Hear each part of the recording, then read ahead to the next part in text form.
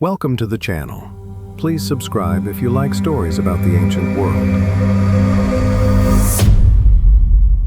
Imagine two worlds existing on the same islands. For over 10,000 years, the Jomon people lived in harmony with the deep forests and raging seas of prehistoric Japan.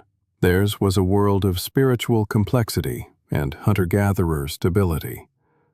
Then, around 300 BC, everything changed. A new way of life arrived on these shores, carried by winds, currents, and the ambitions of people from the Asian mainland. This was not a mere evolution. It was a revolution that would birth the Japan we know today.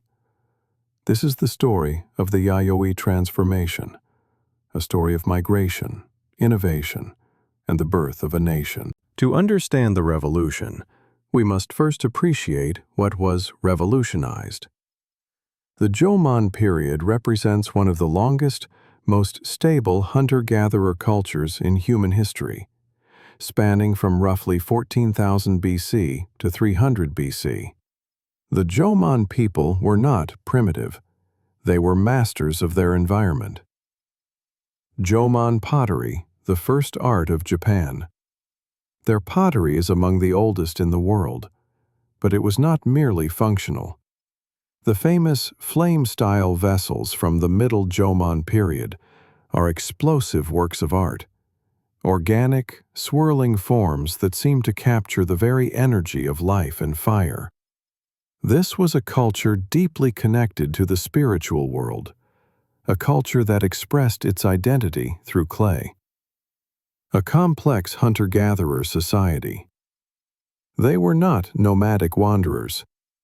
Evidence from sites like Sanai Maruyama reveals large, semi-permanent settlements with substantial pit dwellings, storage pits, and even ceremonial platforms. They practiced a sophisticated form of foraging, managing chestnut trees, and exploiting a wide range of marine and terrestrial resources. Their world was rich, stable, and spiritually profound. But it was about to be challenged by a new concept that would change everything. Agriculture. Around 900 BC, a technological and social tsunami began to build on the Korean peninsula. The Bronze Age was in full swing, and with it came wet rice agriculture and metalworking. By 300 BC, this wave finally crashed upon the shores of Kyushu, the southernmost of Japan's main islands. This was the beginning of the Yayoi period. The roots of transmission. The current archaeological consensus points to two main routes. The primary route was a relatively short sea crossing from the southern Korean peninsula to northern Kyushu. A second, perhaps later, influence came from China, possibly via the Ryukyu Islands, or directly across the East China Sea. These were not massive, organized invasions, but likely a steady trickle of migration over generations, families, clans, and skilled artisans bringing their knowledge with them. What did they bring? The Yayoi package. The migrants didn't just bring themselves. They brought a complete socioeconomic system: wet rice cultivation, paddy field agriculture. This was the cornerstone. Rice required a completely new relationship with the land, clearing forests, building irrigation systems, and adopting a sedentary, calendar-based lifestyle. Metallurgy. The knowledge of bronze and later ironworking. This meant superior tools for farming and warfare. New pottery technology. The Yayoi brought the potter's wheel and kiln firing, leading to a new aesthetic of simpler, more functional, and mass-producible pottery. A new social structure. Agriculture demands social hierarchy: leaders to organize labor, warriors to protect the valuable stationary resources, and a clear class system. The arrival of the Yayoi did not lead to the immediate disappearance of the Jomon.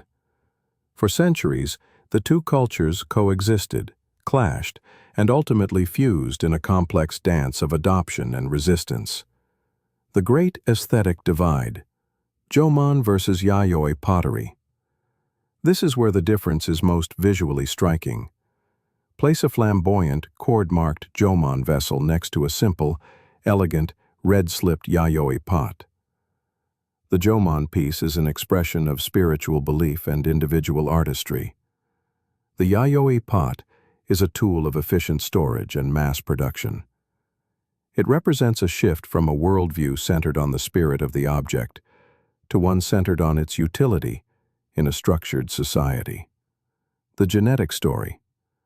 Modern genetic studies confirm a significant influx of new DNA from the Korean peninsula during this period.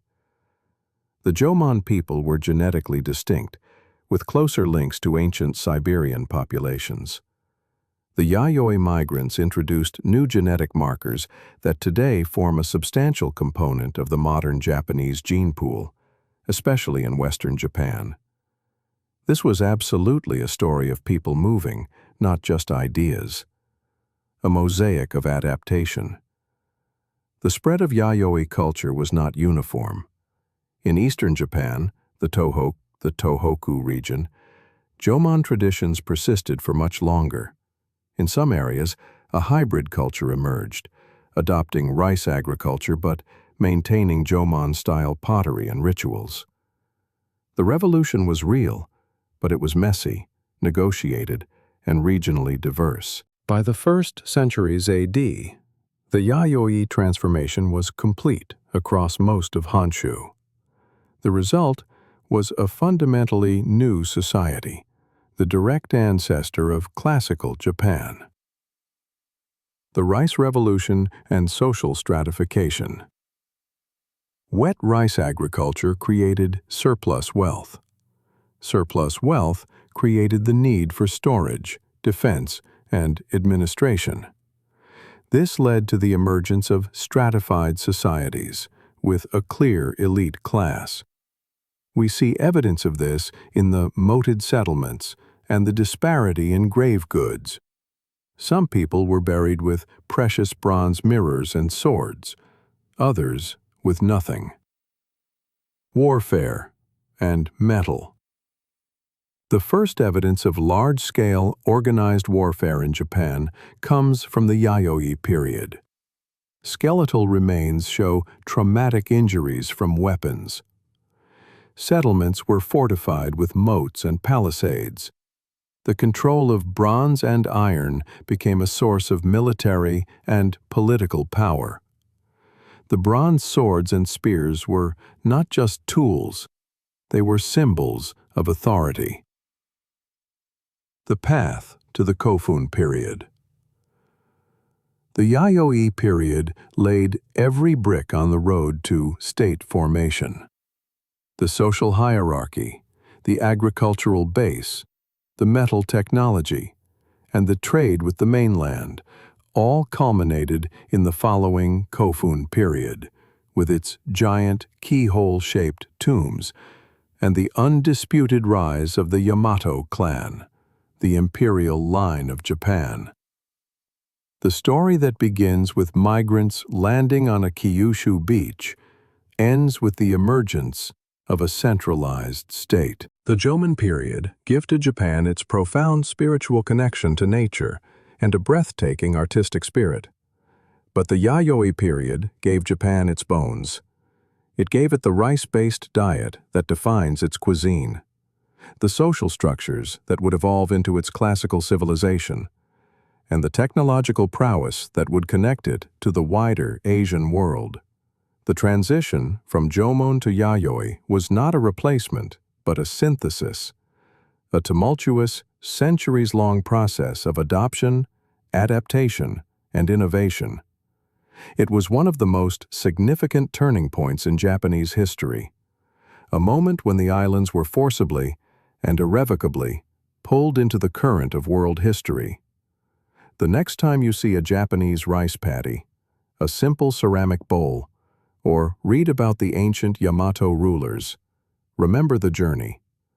Remember the Jomon hunters in their deep forests and the Yayoi farmers on their new frontier.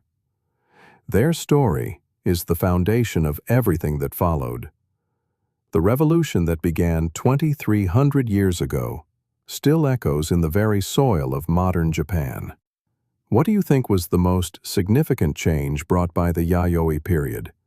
Was it the rice, the metal, or the new social order? The exploration of Japan's deep past continues in the comments below. And if you want to join us as we unravel more mysteries of ancient civilizations, your journey is just beginning. Subscribe.